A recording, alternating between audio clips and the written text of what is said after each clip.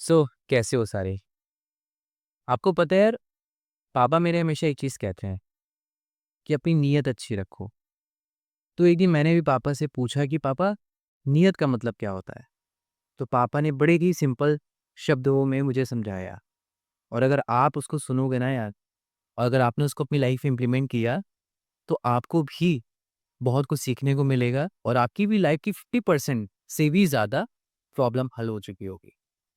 यार, नियत का सिंपल सा एक रूल है कि आप जो भी काम करने के लिए जा रहे हो, भले ही आप उस काम के अंदर फेल हो गए हो, पर उसके पीछे काम करने की अगर आपकी सोच बहुत अच्छी है, तो आपका वो काम फेल होने के बावजूद भी भगवान की नज़र में वो काम पास हो चुका होगा।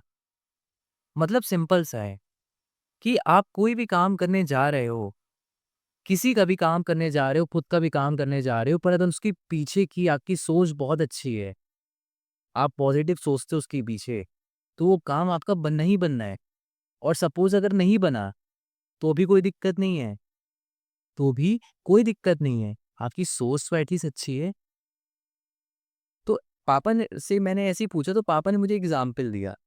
पापा कहने लगे कि सपोज़ करो तुम एक रोड क्रॉस कर रहे हो और तुम्हारे जस्ट बगल में एक बूढ़े दादा खड़े हैं।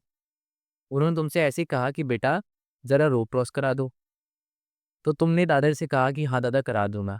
दादा का तुमने हाथ पकड़ा और दादा के हाथ में भारी सामान था। तुमने कहा दादा लाइए मैं उसको पकड़ लेता हूँ।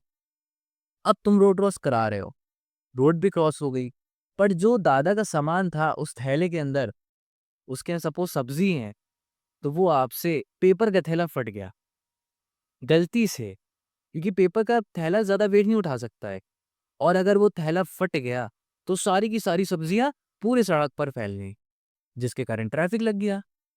अब उसके कारण लोग दादा को बोल रहे हैं, पर दादा तुमको ही कहेंगे कि बेटा तुमने अच्छे से नहीं पकड़ा था। वो ये नहीं देखेंगे कि यार आपने उनको रोड क्रॉस कराया।